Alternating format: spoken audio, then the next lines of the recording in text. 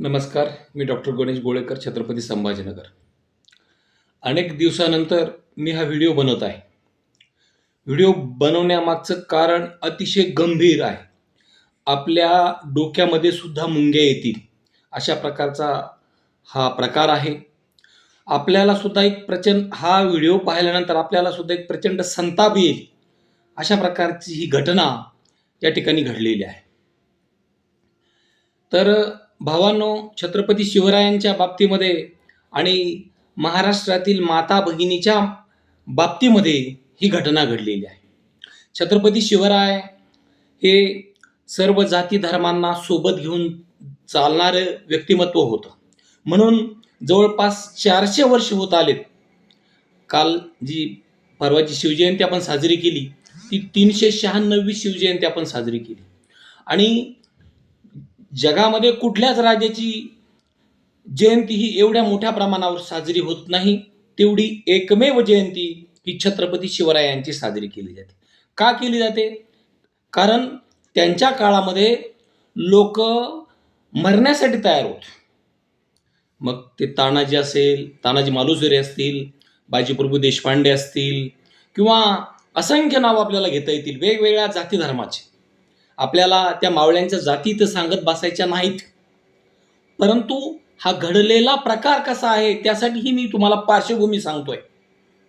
तर हा प्रकार अत्यंत निंदनीय आहे. आणि हा व्हिडिओ करण्यामागचं आणखी एक कारण म्हणजे जी मोठी प्रसार माध्यमं आहेत ते वास्तव दाखवत नाहीत. त्यांनी बातमीला वेगळ्या स्वरूपाची कलाटणी दिली आहे. त्याने टायटल काही तर टायटल असं दिलं की 2 गटात मारामारी. भावांनो, ही 2 गटात मारामारी नाही आणि हा प्रकार तसा नाही. तर म्हणून आपल्याला या व्हिडिओ मागचं आपल्याला सत्य या ठिकाणी जाणून घ्यायचं आहे. तर या ठिकाणी बुलढाणा जिल्ह्यातील लोणार तालुक्यातील चिखला नावाचं एक गाव या ठिकाणी आहे. आणि या गावामध्ये वेगवेगळ्या जाती धर्माचे लोक त्या ठिकाणी राहतात. त्यामध्ये हिंदू आहेत, मुस्लिम आहेत, बौद्ध आहेत, असे वेगवेगळ्या स्वरूपाचे लोक या ठिकाणी आहेत. जातीमध्ये प्रामुख्याने वंजारी समाजाची लोकसंख्या ही मोठ्या प्रमाणावर आहे. वंजारी बहुल गाव अशा प्रकारचे हे गाव आहे. आपल्याला कुठल्याही जातीबद्दल अपशब्द वापरायचे नाहीत. प्रत्येक जातीमध्ये चांगले लोक आहेत, तसेच प्रत्येक जातीमध्ये वाईट लोक आहेत. मात्र आपल्याला वाईट प्रवृत्तीवर जरूर बोललं पाहिजे, कारण ही प्रवृत्ती दिवसेंदिवस फोफावत चाललेली आहे.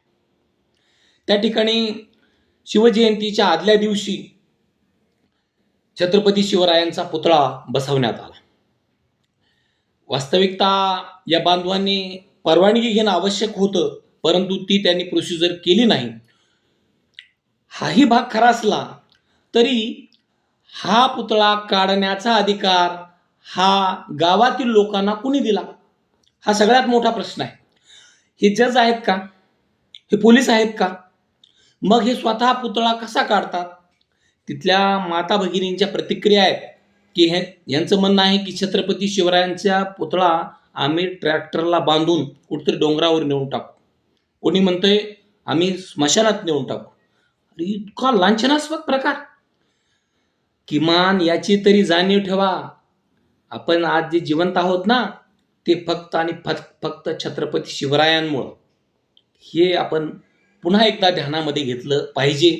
परंतु हे दुर्दैव आहे की छत्रपतींचा पुतळा काढण्यासाठी शिवजयंतीच्या दुसऱ्या दिवशी त्या ठिकाणी गावातील लोक एकत्र येतात आणि तो पुतळा हटवू नये म्हणून गावातील काही माता भगिनी पुढे अक्षरशः हात असा म्हणजे कंबर कसून त्या ठिकाणी पुढे उभा राहतात आणि कोणीही स्मारकाला हात लावायचं नाही अशा प्रकारच्या त्यांनी त्या ठिकाणी त्यांना ललकारलेला आहे. कारण यांना काढणाऱ्यांना हा पुतळा काढण्याचा अधिकार नव्हता. ते गृह खात्यानं काम केलं असतं ना. तुम्हाला कोणी सांगितलं हे हा उद्योग करायचा? आणि मग का कोणास ठाऊक की तिथल्या काही बांधवांच्या म्हणजे इतका संयम त्यांनी सोडलेला आहे की अक्षरशः जी महिला उभी आहे तिचे कपडे फाडलेले आहेत. कपडे आता तो व्हिडिओ मी दाखवू शकत नाही तुम्हाला, इतका तो घृणास्पद व्हिडिओ आहे. त्या भगिनीचे अंतर्वस्त्र त्या ठिकाणी दिसतात. त्या अंतर्वस्त्राला सुद्धा या नालायकांनी हात घालण्याचा प्रयत्न केलेला आहे आणि ती भगिनी जीवाच्या आकांतानं त्या ठिकाणी पळत आहे. हा कुठला न्याय? ज्या छत्रपती शिवरायांनी परस्त्री माते समान मानली, मा जिजाऊंचा हा आदर्श आहे. छत्रपती शिवरायांच्या 2च घटना तुम्हाला मी सांगतो. मल्लामा देसाईचे पती वारले होते आणि मल्लामा देसाईंनी त्या ठिकाणी त्यांनी तो लढवला.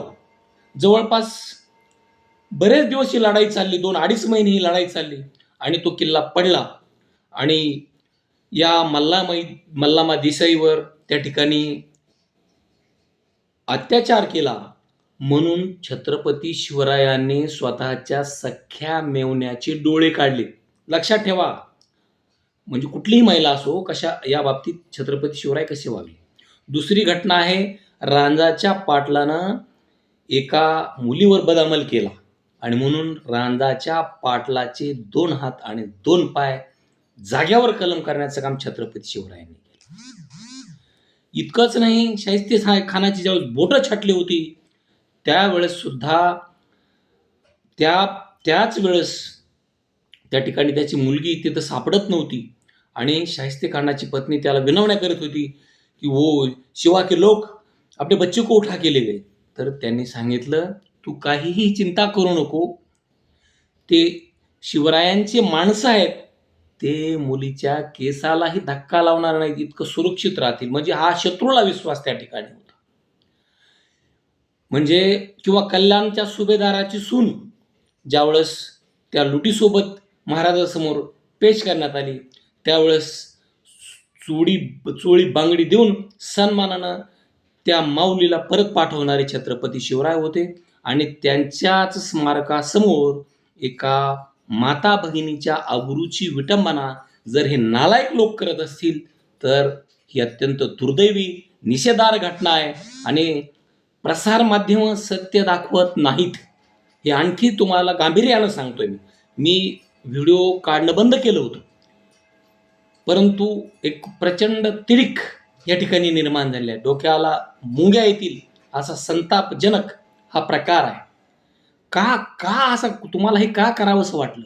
आणि अक्षरशः त्या महिला भगिनीच्या, जी महाराजांच्या पुतळ्याला संरक्षण करते, तिच्या कपडे तर फाडलेच, अंतर्वस्त्राला सुद्धा हात घालण्याचं काम करते. जीवाच्या आकांतानं ती पळत जाते आणि दुसऱ्या बाजूला आणखी दुसरी माता भगिनी आहे, तिचा पाय मोडलाय, एकीचा हात मोडलाय. 1.5 वर्षाच्या मुलीचं जवळपास 2 तास अपहरण केलेलं आहे. इतकंच नाही, आणखी एका मुलीला त्या ठिकाणी नरडं दाबण्याचा प्रयत्न झाला आहे. तिच्या नरड्याला व्रण नखं लागलेले आहेत.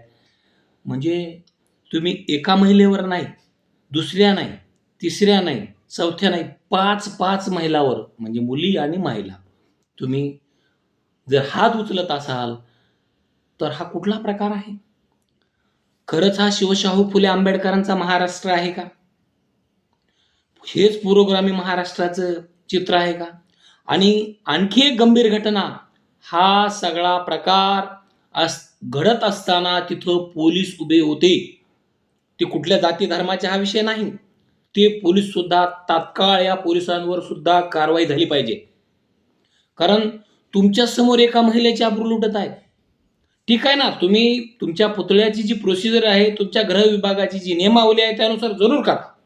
हा कुठला प्रकार आहे तुमचा? म्हणजे महाराष्ट्राला प्रचंड तिडीक आणणारी घटना या ठिकाणी आहे.